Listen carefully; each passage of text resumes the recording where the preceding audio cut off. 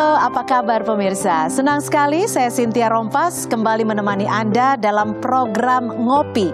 Ngopi kali ini saya kedatangan salah satu tamu yang sangat spesial, yang pastinya sosoknya sudah tidak asing lagi.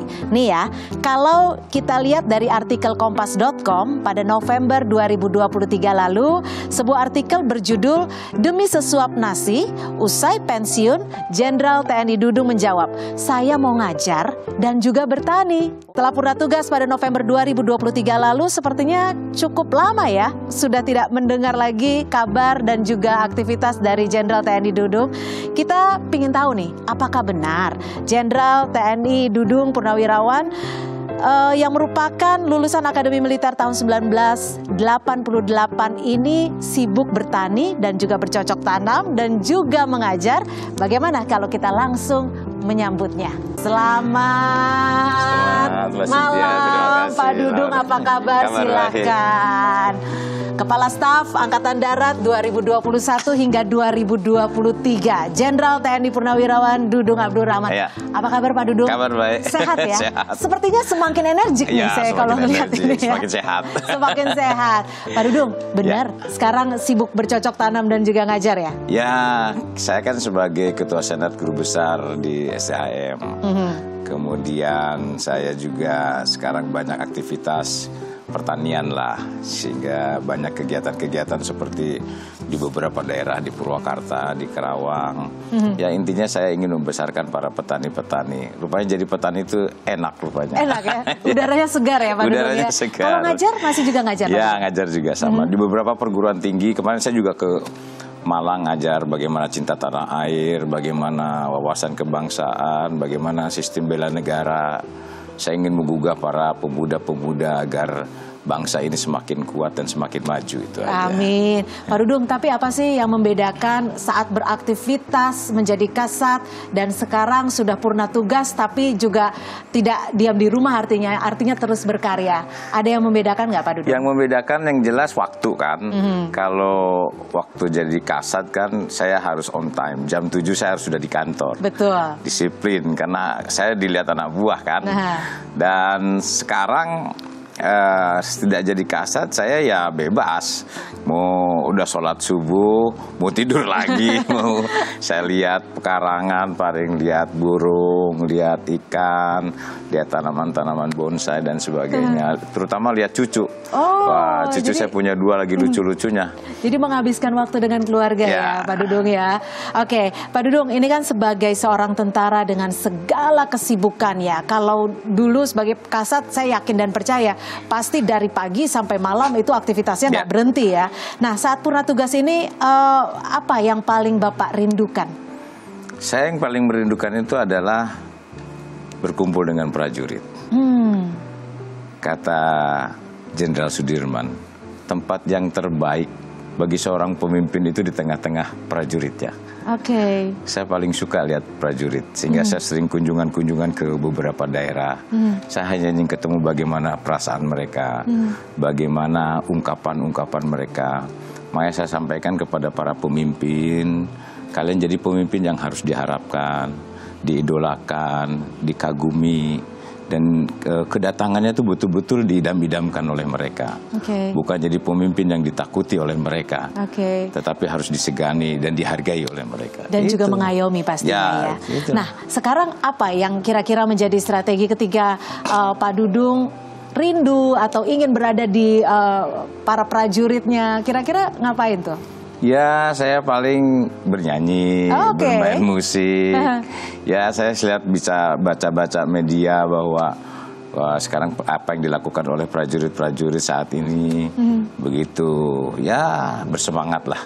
Termasuk saya monitor juga bagaimana perkembangan di Papua dan tugas-tugas lain. Apa sih sebenarnya yang diharapkan Pak Dudung saat purna tugas ini? Harapan kepada prajurit-prajurit Pak Dudung? Ya, kepada prajurit, tingkatkan profesionalisme tentunya, dan saya yakin mereka sudah paham apa yang harus mereka lakukan karena proglasi sudah diatur oleh pimpinan Angkatan Darat saat ini. Kemudian yang kedua, jangan lupa pesan saya yang dulu bahwa prajurit yang bagus itu adalah dicintai oleh rakyatnya. Tetapi lebih hebat lagi kalau prajurit itu mencintai rakyatnya. Wah, luar biasa sekali ini. Pak Dudung selain bercocok tanam, bertani, dan juga main musik tadi ya, dan juga menghabiskan waktu bersama keluarga. Pak Dudung menjadi guru besar di Sekolah Tinggi Hukum Militer. Ini apakah memang bidang pendidikan juga mengedukasi menjadi bagian keinginan dari Pak Dudung yang selama ini mungkin belum pernah terrealisasi gitu? Ya jadi begini Mbak, saya kan dibesarkan di lingkungan militer. Bapak saya dulunya pejuang, kemudian saya masuk ke akademi militer, dan pendidikan saya militer. Rupanya saya pelajari bahwa setelah nanti di tingkat letkol ke atas, maka kita akan berinteraksi dengan masyarakat sipil. Yang tentunya ilmu pengetahuannya juga pasti akan lebih general kan begitu. Maka waktu itu saya pas tingkat mayor, letnan kolonel, saya kuliah lagi S1. Kemudian saya mayor jenderal, saya kuliah S2. Bahkan saya langsung kuliah sampai doktor. Dan terakhir saya dapat predikat gelar profesor. Artinya bahwa suatu ketika nanti saya berinteraksi, suatu ketika kita berdialog dengan para pimpinan-pimpinan yang setingkat kita nggak terlalu ketinggalan. Karena bahasa militer itu selalu berbicara bahasanya pokoknya kan begitu.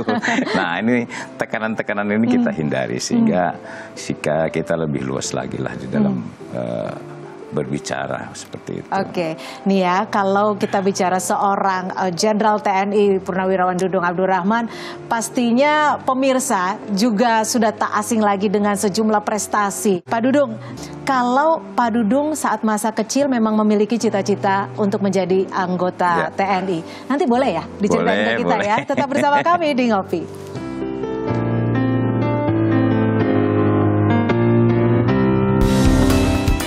Saya buka ya. Saya bilang, Pak, permisi Pak. Sini dulu, kamu lapor dulu. Nah rupanya mungkin emosi ditendang. Telepon ini 55 biji, wah pada berserakan.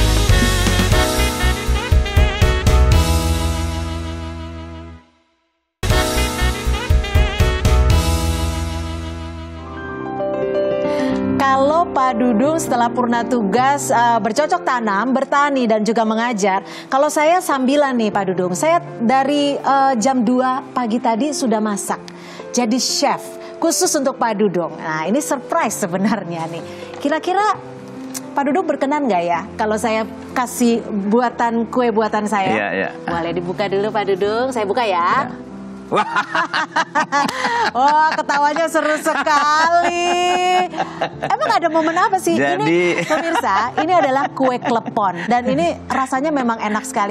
Tapi kalau tadi Pak Dudung kayaknya penuh dengan happy gitu loh, penuh dengan tawa. Apa sih sebenarnya menceritakan kue klepon di mata Pak Dudung? Ada cerita khusus? Jadi begini Mbak, tahun 81 Bapak saya meninggal. Nah kemudian ya kan orang tua tuh anaknya ada 8, saya nomor 6. Bapak nomor 6? Ya saya nomor 6, saya punya adik perempuan 2. Nah kemudian bapak saya juga seorang PNS yang ya golongannya juga rendah lah di Bekang itu. Dan tentunya berdampak kepada ekonomi kan. Saya melihat ibu itu berjualan dan sebagainya. Nah kemudian ibu tuh berjualan pastel, klepon, kemudian donat. Nah saya melihat kondisi ekonomi ibu seperti itu, maka saya nganter koran Mbak. Nganter koran? Ya jadi loper koran. Seorang Dudung Abdurrahman, semasa kecil itu ya? Jadi saya ngambil di Cikapundung sampai ke Jalan Turangga. Dari jam 4 pagi nanti pulang jam 8, karena sekolah saya kan siang. Nah kemudian saya nganter klepon. Sambil nganter koran? Enggak, setelah pulang nganter koran, saya kan masih ada waktu. Kan sampai jam 12 tuh masuk sekolah. Jam 8 itu saya nganter klepon ke Kodam 3. Ke Taman Lalu Lintas, ke SMP Muslimin. Nah ada suatu cerita, Saya ngantar telepon ini ke Kodam 3 Siliwangi. Lewat pintu belakang, pintu 2 itu. Biasanya saya permisi Pak. Karena biasa sudah tiap hari langganan. Biasanya yang jaga, oh silakan Dek. Nah suatu ketika. Sorry, umur berapa itu Pak Dudung? Dia umur sekitar 12 tahunan 12 tahun ya. Nah suatu ketika mungkin yang jaga ini penjaganya baru, ini tamtama baru yang jaganya itu. Saya bilang, Pak permisi Pak, sini dulu, kamu lapor dulu. Nah rupanya mungkin emosi ditendang. Telepon ini 55 biji, wah pada berserakan. Saya sedih loh dengernya loh Pak. Akhirnya saya ambilin. Saya ambilin sambil saya bilang, nanti saya kalau jadi tentara, saya tidak seperti itu kepada rakyat. Nah di situ tekad saya jadi tentara tuh di situ tuh awalnya tuh. Oh, jadi ada cerita khusus. Ada ceritanya. Pak Dudung pengen jadi tentara karena memang mengalami hal-hal tertentu. Kue klepon inilah yang berjasa. Yang berjasa untuk Pak Dudung ya. Oke. Dan ibunya yang dikirimin sampai sekarang masih hidup. Oke, masih Ibu Nardi. Masih tahu cerita Pak Dudung seperti ini ya. Pak Dudung, tapi sebenarnya kalau Pak Dudung begitu happy mengingat masa lalu, itu kan sebenarnya cerita sedih ya Pak Dudung ya. Apa yang membuat Pak Dudung begitu semangat untuk menggapai cita-cita Pak Dudung? Bahkan kalau saya katakan dengan prestasi Pak Dudung, ini melebihi dari cita-cita kali ya saat waktu kecil itu ya. Ya artinya menurut saya begini Mbak, untuk meraih suatu cita-cita itu saya sering punya prinsip. Yang tak mungkin itu harus menjadi mungkin. Dan yang ada di depanmu, sekalipun yang ada di sekelilingmu, itu tidak berarti apa-apa dibanding ada dalam diri kita sendiri. Artinya saya harus berjuang. Tidak semudah membalikan telapak tangan kalau kita ingin sukses. Kan seperti itu. Dan tidak ada yang mustahil ketika kita ada perjuangan pasti akan bisa lah kalau kita serius. Nah kalau mendengar cerita Pak Dudung ini kan mungkin saya bisa menelaahnya, apakah ini yang menjadi salah satu alasan ataupun yang membuat Jenderal Dudung ini begitu lentur dengan rakyat, begitu lentur dengan prajuritnya? Ya memang menurut saya bahwa saya kan berangkat dari kepedihan, berangkat dari orang yang nggak punya, sehingga saya sering melihat bahwa orang-orang yang menderita itu perlu banyak bantuan lah ya begitu. Sehingga begitu juga kacamata saya kepada prajurit. Saya tekankan kepada seluruh pimpinan-pimpinan Angkatan Darat waktu saya kasat. Yang hebat itu kamu dicintai oleh anak buahnya. Tapi lebih hebat lagi kalau kamu mencintai anak buahmu. Karena mereka itu ada yang terdepan. Kalau kalian saya bilang unsur-unsur pimpinan, kamu paling berapa kali sih kamu tugas ke Papua? Ya, tugas ke manapun, tapi mereka berkali-kali ke Papua, berkali-kali dia tugas operasi. Komandan paling ganti hanya setahun 2 tahun, tapi mereka puluhan tahun melaksanakan tugas. Oleh karenanya cintai dia, sayangi dia, saya bilang, dan bahagiakan dia. Bahagiakan dia itu mungkin itu yang berat ya, ketika tidak ada ketulusan di situ ya. Nah itulah yang menjadi penyebab Pak Dudung begitu tulus mencintai prajurit Pak Dudung. Pak Dudung, ini ceritanya begitu mengunggah, humanis sekali gitu ya. Apakah ini juga yang membuat Pak Dudung kala Indonesia, kita tahu dari 2019 sampai 2022 kita mengalami masa sulit pandemi COVID-19. Pak Dudung juga kalau saya tidak salah ingat diberikan tugas khusus oleh Presiden Jokowi saat itu. Bagaimana Pak Dudung menghadapi hantaman, tantangan yang saat itu situasinya tidak menentu dan gelap gitu ya? Karena kita tidak pernah mengalami hal seperti itu. Kuncinya satu Mbak, kita pemimpin harus tenang. Makanya di dalam disertasi saya pada saat saya ngambil S3 adalah tinjauannya adalah manajerial tentang leadership. Jadi Green Human Resources Management, bahwa memimpin itu harus dengan hati, bahwa memimpin itu harus dengan kelembutan, bahwa memimpin juga itu dengan perasaan, dengan empati yang tinggi kepada prajurit. Jadi pada saat saya dilantik kasat, ada 2 pesan dari beliau kepada saya, Pak Dudung. Pasca COVID-19 ini masyarakat terdampak masalah ekonomi. Oleh karenanya, yang pertama, tingkatkan profesionalisme prajurit. Yang kedua, bantu masyarakat untuk mesejahterakan. Oleh karenanya saya membuat 7 perintah harian Kasat. Saya sampaikan kepada seluruh prajurit yang kelima dan keenam. Yang kelima, TNI Angkatan Darat harus mengerti menguasai kesulitan-kesulitan rakyat dan harus menjadi solusi. Dan yang kedua, TNI Angkatan Darat dimanapun berada dan bertugas harus berdampak, dirasakan oleh masyarakat. Nah, hal-hal yang secara teknis yang kita lakukan yaitu jadi lahan-lahan tidur yang selama ini tidak diolah, banyak kan lahan-lahan militer itu kita olah, ada yang tanam jagung, padi dan sebagainya, itu hasilnya untuk masyarakat. Karena banyak yang mereka terdampak. Dan kemudian banyak juga kita membantu pemerintah food estate, ketahanan pangan, kemudian manunggal air. Dan manunggal air ini saya dengan Kasat sekarang nih Pak Maruli itu. Jadi beliau waktu Pangdam Udayana saya Kasat. Saya support betul. Dan rata-rata di sekitar NTT itu betul-betul bahkan ada masyarakat termasuk bupatinya di Nusa Tenggara Timur Selatan mengatakan, Pak, selama dunia ini ada belum pernah ada air yang naik ke gunung. Biasanya masyarakat sana kalau ngambil air itu 3 km sampai 5 km pakai kuda, kemudian jalan kaki. Sekarang air sudah ada di rumahnya masing-masing. Jadi berdampak ya? Berdampak. Kemudian biasanya air itu, biasanya mereka itu bercocok tanam jagung itu hanya 1 tahun 1 kali panen, kemudian hanya dinikmati hanya untuk bertahan hidup. Ini 1 tahun bisa 3 kali. Dan ratusan hektar bisa kita buat. Wah, luar biasa. Itu banyak yang kita lakukan dengan Pak Maruli. Makanya saya dukung betul waktu saya jadi Kasat ke Pak Maruli. Banyak hal-hal yang lain dia lakukan juga. Baik, apa yang paling sulit saat itu, Pak? Menurut saya tidak ada yang sulit dalam hidup ini.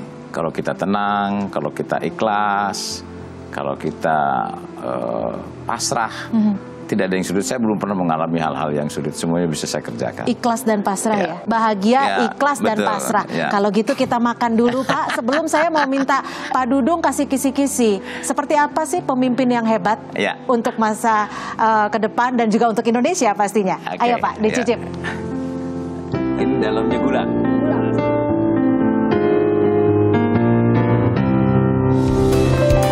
Pemimpin ke depan, saya berharap pemimpin yang kuat. Tidak lagi sudah memikirkan kelompok maupun golongannya, tapi pemimpin yang memikirkan tentang bangsa dan negaranya untuk semakin maju.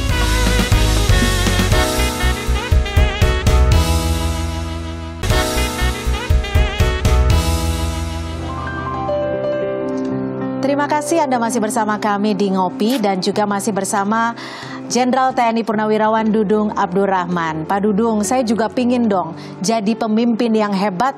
Apa sih Pak kisi-kisi menjadi pemimpin yang hebat? Kalau menurut saya menjadi pemimpin yang hebat itu rata-rata sebetulnya kalau dari segi ilmu semua mereka punya. Jadi ada 11 asas kepemimpinan, 13 prinsip kepemimpinan, 16 sifat-sifat kepemimpinan. Semua pemimpin itu secara teoritis punya itu. Tetapi yang lebih menonjol sebetulnya bagaimana kita membawa mereka itu kemudian ikut kita. Salah satunya adalah bagaimana kita berbuat baik kepada mereka. Berbuat baik. Berbuat baik kepada mereka. Artinya kita tidak lagi harus berprasangka buruk kepada orang lain. Kita berbaik sangka aja kepada orang lain. Jadi cari 1001 alasan kita untuk berbuat baik kepada orang lain. Ya, dan saya tidak bisa memberikan kunci sukses bagaimana kunci sukses yang baik, tapi saya bisa memberikan kunci kebahagiaan. Caranya apa? Menyenangkan orang lain. Menyenangkan orang lain. Maka kebaikan itu akan kembali ke kita gitu ya Pak Dudung. Pak Dudung, ada artikel dari kompas.id tertanggal 7 November 2023. Dikukuhkan jadi guru besar, Jenderal Dudung tekankan pentingnya perubahan corak kepemimpinan militer. Jenderal Dudung Abdurrahman menekankan kepemimpinan di militer tidak bisa disamakan dengan era perang dunia. Militer sekarang harus humble, empatik, dan mengayomi. Memang bisa, Pak? Oh bisa, itu yang saya katakan Green Human Resources Management itu saya katakan kepada para unsur-unsur pimpinan militer di Angkatan Darat. Saya bilang kamu jangan pernah berubah kamu memimpin, karena sebetulnya kalau kita menguji aslinya seseorang itu mudah. Seperti Abraham Lincoln, Presiden Amerika Serikat yang ke-16, mengatakan untuk menguji keasliannya seseorang itu gampang. Kasih kewenangan, kasih dia jabatan. Makanya setiap kamu menjabat, kamu jangan merasa berkuasa. Kalau sudah merasa berkuasa, pasti kesewenang-wenangan yang nanti akan muncul. Kan begitu? Bisa. Jadi siapapun kalau kamu terima tamu, siapapun yang minta bantu sama kamu, itu resiko, karena jabatan itu adalah amanah. Betul. Yang harus kita lakukan. Betul. Kan begitu kan? Betul. Sehingga jangan merasa kemudian pejabat, kemudian sudah berubah sikap, bahkan sewenang-wenang seenaknya saja. Seperti itu yang tidak bisa dilakukan ya. Nah Pak Dudung, kalau tadi Pak Dudung sempat membicarakan begitu banyak dukungan, support yang Pak Dudung berikan kepada Pak Maruli. Menurut Pak Dudung saat ini seperti apa Angkatan Darat di bawah kepemimpinan Pak Maruli? Ya, Pak Maruli itu menurut saya kan itu kader saya juga. Jadi saya sangat dekat sama dia. Banyak bercandanya kalau sama dia. Tetapi satu dari sekian perguruan tinggi yang saya kenal sama Pak Maruli ini, dia di samping dia profesional dalam bidang kemiliterannya dan dia mencintai prajuritnya, yang terutama saya suka sama dia peduli kepada rakyat. Jadi sangat jarang kalau menurut saya yang begitu mengorbankan dirinya, kayak dia buat pompa air, kemudian ya pompa hidran dan segala macam, itu uang sendiri. Artinya uang usaha-usaha dari mana-mana, mungkin menggunakan CSR-nya dari beberapa bank atau kawannya, tapi untuk rakyat. Makanya saya melihat itu waktu saya jadi Kasat, oke Maruli, saya dukung, perlu berapa saya bilang. Support penuh ya? Begitu juga waktu saya jadi Kasat juga, saya kan ada program yang membooming, artinya begini, Babinsa masuk dapur warga. Saya bilang zaman seperti ini masih ada rakyat yang kelaparan, masih ada rakyat yang rumahnya bocor. Saya langsung video conference dengan Babinsa. Saya bilang, kamu keliling. Jadi Babinsa itu masuk ke warga, bawa beras, bawa makanan kepada masyarakat yang hari ini memang sedang tidak makan. Ini yang sedang. Jadi saya dengan dia klop lah. Artinya. Dan juga terjun langsung Pak terjun Dudung langsung. Sehingga berdampaklah kita membantu. Dan dirasakan warga pastinya. Pak Dudung, ini kan Indonesia di tahun 2024 akan memiliki pemimpin baru. Kepemimpinan seperti apa menurut perspektif Pak Dudung yang paling mumpuni, yang paling sesuai untuk rakyat Indonesia? Ya, menurut saya kita hadapi sekarang masalah yang krusial itu adalah masalah geopolitik, geostrategi. Ya, terjadinya perang Ukraina, siapa yang menyangka, termasuk ketegangan antara China dengan Amerika. Nah, menurut saya memang perlu sosok-sosok yang memang, yang pertama dia harus bisa menjaga persatuan dan kesatuan. Karena itu penting kalau menurut saya. Kita lihat di Timur Tengah, Irak, Iran, Libya, Lebanon, Syria, Afghanistan, Yaman, Mesir, satu agama, satu daratan. Tapi terjadi konflik yang berkepanjangan.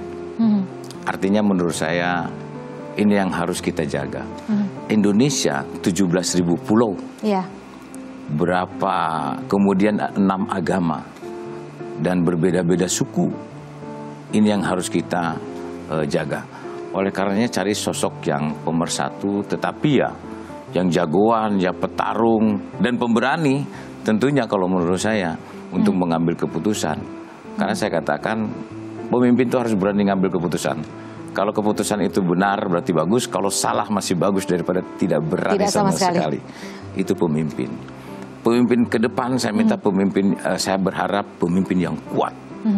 Pemimpin yang betul-betul tidak lagi sudah memikirkan kelompok maupun golongannya, tapi pemimpin yang memikirkan tentang bangsa dan negaranya untuk semakin maju. Oke. Jadi memang itu adalah harapan dan juga cita-cita dari seorang Dudung Abdurrahman. Pak Dudung, kalau kemarin kita lihat di debat-debat Capres dan juga Cawapres sudah ada debat pertama, kedua, dan ketiga.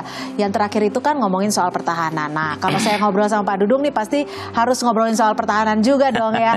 Kira-kira kalau menurut Pak Dudung di debat kemarin itu kan sempat disinggung juga soal pertahanan. Ada tidak yang perlu dikritisi dari isu-isu yang sempat mencuat dalam debat kemarin menurut Anda? Ya, kalau menurut saya kemarin serintas saya baca bahwa saya lihat bahwa dikritisi bahwa masalah pertahanan ini menurut Pak Prabowo itu kan tidak boleh terbuka.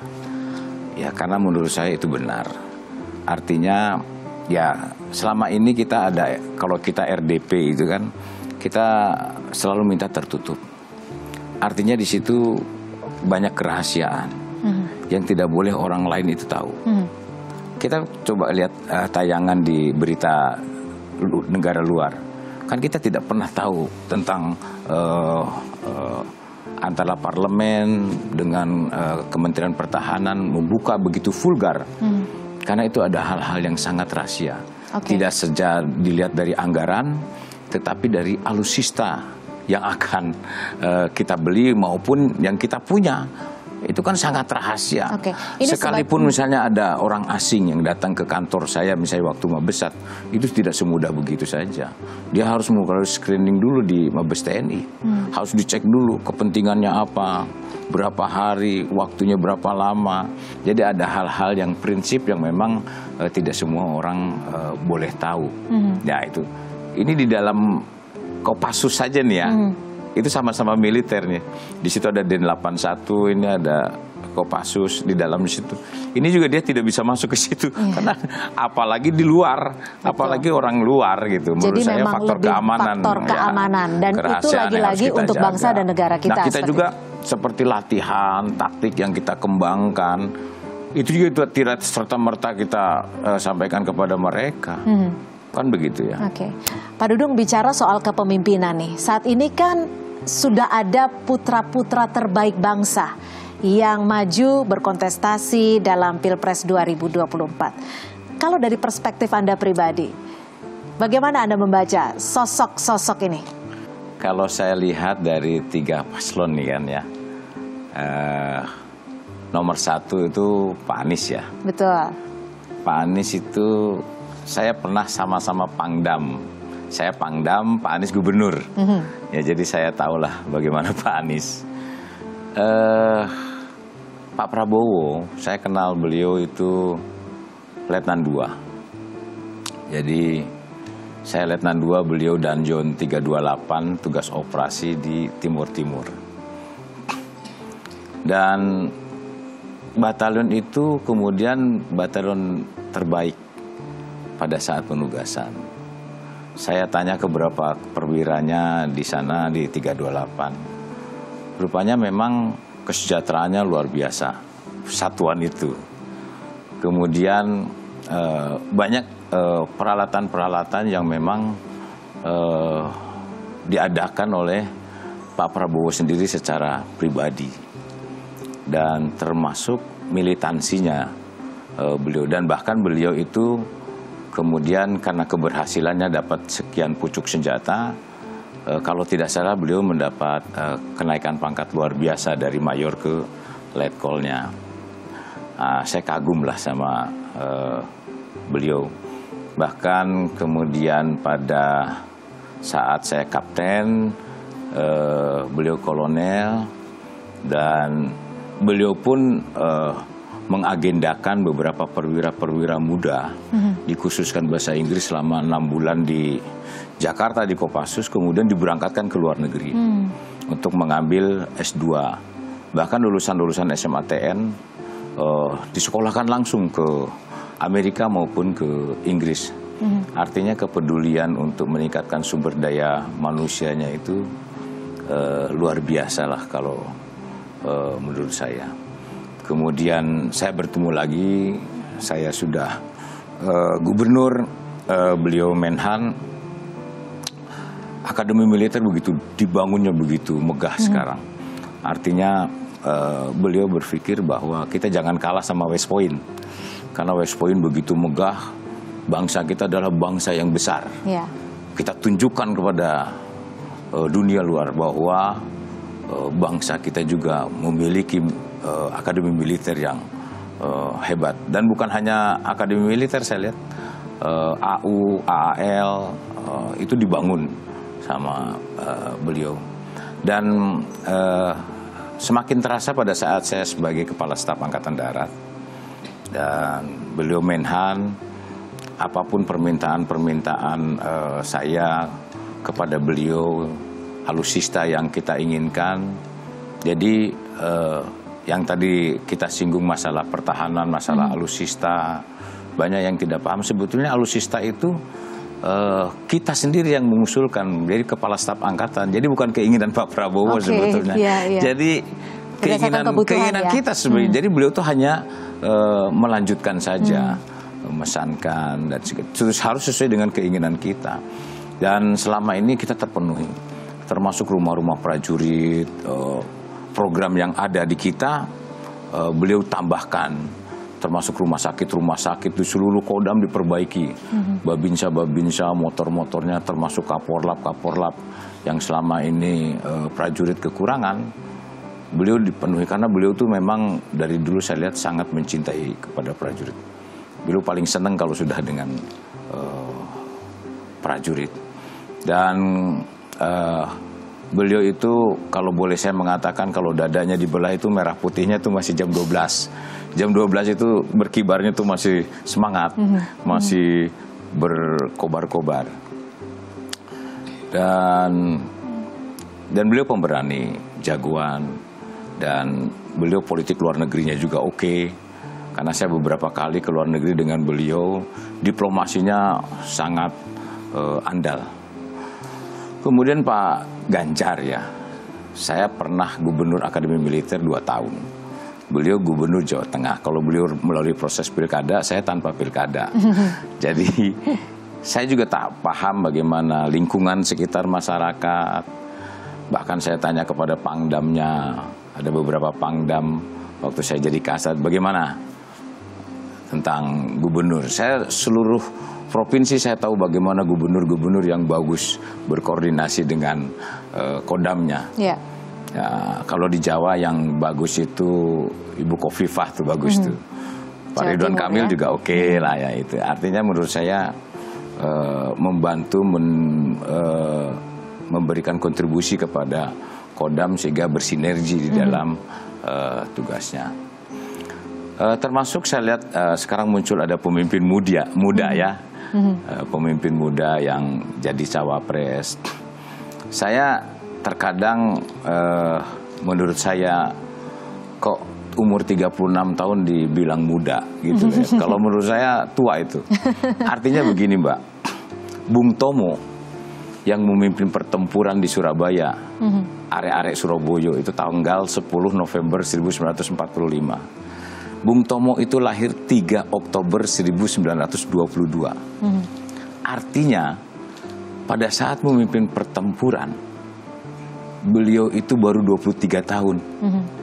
Jadi anak-anak muda mungkin sudah waktunya kalau menurut saya itu. Kemudian Pak Harto, Mbak, Jenderal Sudirman dulu. Jenderal Sudirman tuh umur 31 tahun sudah memimpin gerilya. Sementara Soekarno dan Hatta itu harus diungsikan. Tapi dia memimpin gerilya demi tegaknya negara kesatuan Republik Indonesia. Setelah bergerilya, maka 1 Maret 1949 Soeharto, Letnan Kolonel yang dilahirkan tanggal 8 Juni 1922. Kemudian beliau pertempuran tahun 1949 usianya itu baru 28 tahun. Ya, jadi 1921 beliau lahirkan, 28 tahun kan berarti usianya. Letnan Kolonel itu 28 tahun dulu. Sekarang Letnan Kolonel sudah rata-rata 45 tahun. Makanya saya pernah jadi Danrindam. Kamu kalau Letnan Kolonel ngurus makan aja prajurit nggak bisa, berhenti kamu jadi Letnan Kolonel. Karena Pak Harto dulu Letnan Kolonel udah berani nyerang Jogja, nyerang Belanda. Umur 42 tahun Pak Harto udah berani nyerang Irian Barat. Dengan situasi yang seperti itu. Jadi kalau menurut saya 36 tahun menurut saya tua lah. Artinya cukup. Dan rata-rata saat ini para pemilih ini rata-rata kan kaum milenial nih. Ya, hampir millennial. 60% milenial. Udah kita lihat Bung Tomo, Mbak. Budi Utomo. 1908. Para pemuda-pemuda yang menciptakan Jogjapayong, Celebosong, Ambon dan sebagainya, mereka bangkit. Jadi bangsa ini kita dijajah 350 tahun oleh Belanda, 3,5 tahun oleh Jepang. Hanya memerlukan 37 tahun Indonesia merdeka karena pemuda-pemuda itu bangkit. 1908, kemudian 1928, kemudian 1945. Hanya 37 tahun. Oke, Pak Dudung, saya penasaran nih. Pak Dudung sekarang sudah purna tugas, sudah santai-santai lah, bisa ngomong cucu, bisa bercocok tanam, bisa mengajar. Jika nanti suatu saat Pak Dudung ada panggilan kembali untuk mengabdi negeri ini, Pak Dudung bersedia nggak? Tapi ditahan dulu, jawabnya nanti di segmen selanjutnya. Tetap bersama kami di Ngopi. Dan kalau udah ngopi, jadi damai gitu damai. Ya? Makanya syairnya, ada yang sedang ribut, ada yang sedang bertikai, minum kopi, pasti langsung damai. Yang penting pondasinya adalah kebinekaan, tiangnya adalah persatuan dan kesatuan, atapnya adalah Negara Kesatuan Republik Indonesia.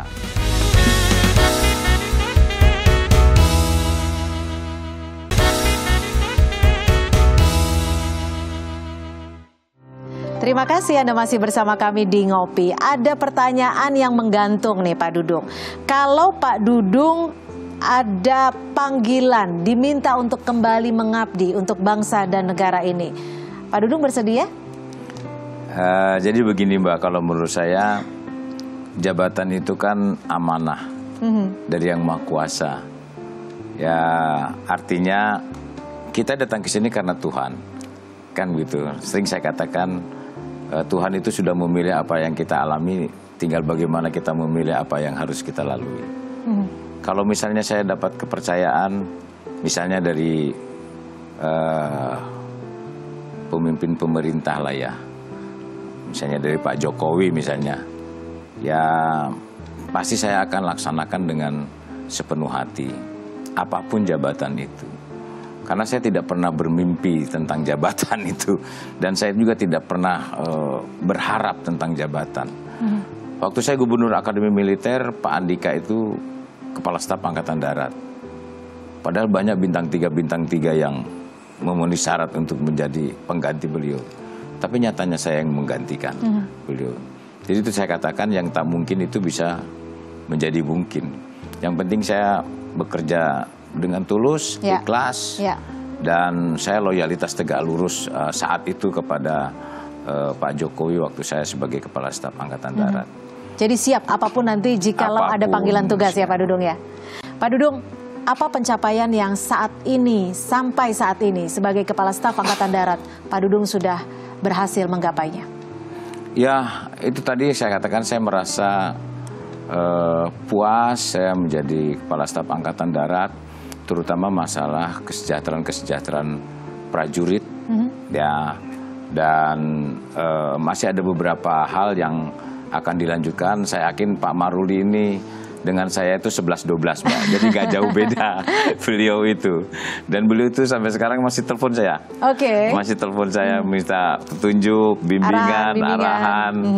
Ya luar biasa lah kalau menurut saya. Jadi saya juga berharap banyak bahwa Angkatan Darat akan majulah dipimpin oleh Pak Maruli. Mungkin bisa dijelaskan kepada kami apa sih harapan dari seorang Pak Dudung kepada bangsa dan negara kita, dan juga harapan Pak Dudung kepada masyarakat Indonesia?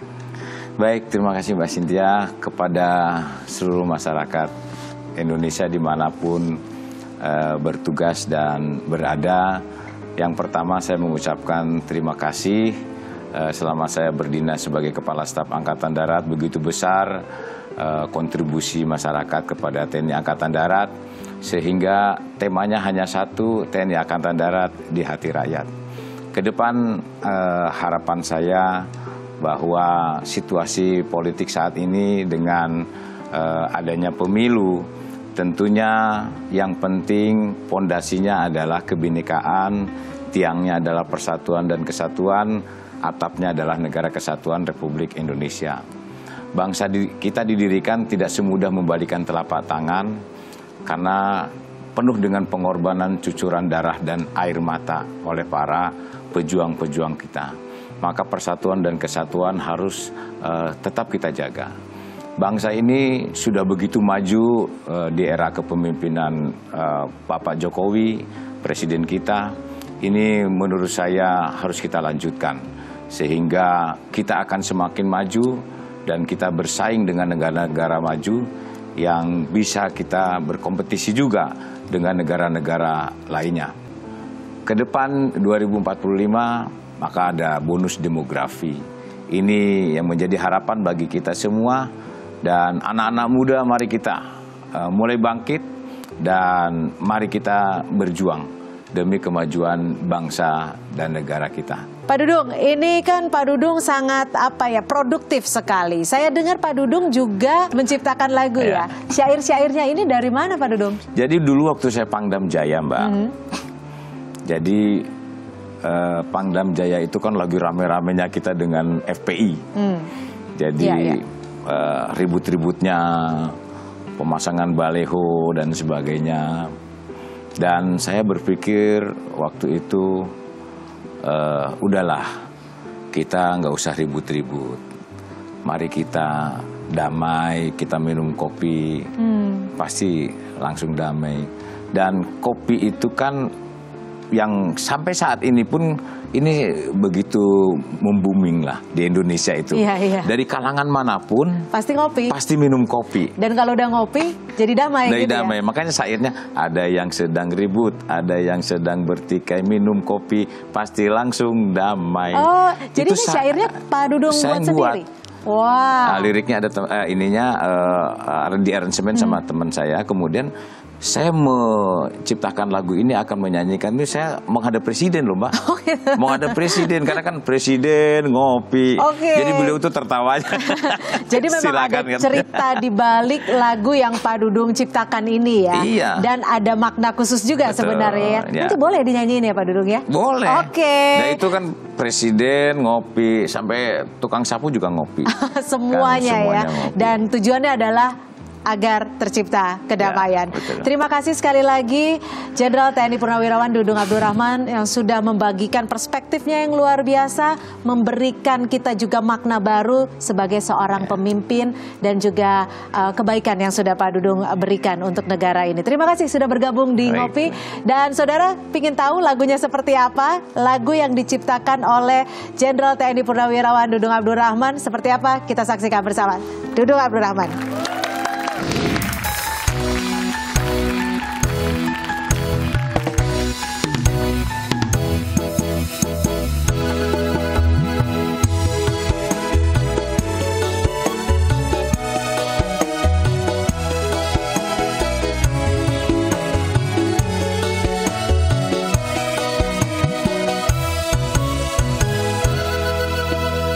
Bangun tidur pagi-pagi nggak perlu pakai mandi, langsung saja kita bikin kopi.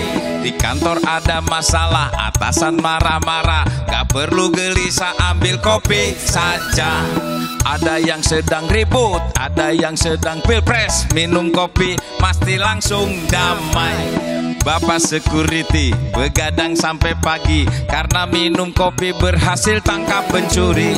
Diaduk-aduk, dikocok-kocok, jangan lupa bikinnya sambil goyang. Dikocok-kocok, diaduk-aduk, ditiup-tiup sambil diseruput. Presiden Gubernur Ngopi, Pak Camat ngopi, RT RW juga ngopi, Pak TNI ngopi, Pak Polisi ngopi, Pak Satpam ngopi, Pak Hansip juga ngopi, Pak Tani di sawah, pelajar di sekolah, pada suka kopi semua. diaduk, diaduk-aduk, dikocok, dikocok-kocok, ditiup, ditiup-tiup.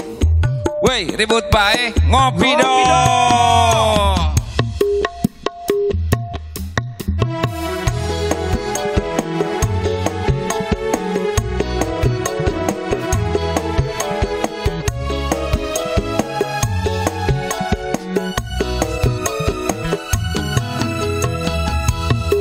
Pak Anies ngopi, Pak Prabowo Ngopi, Pak Ganjar ngopi, Bawaslu juga ngopi, KPU ngopi, moderator ngopi, presenter ngopi, kameramen juga ngopi.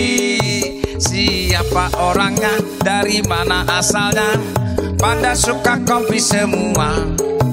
Apapun kerjanya, dimanapun tempatnya, ayo kita ngopi semua.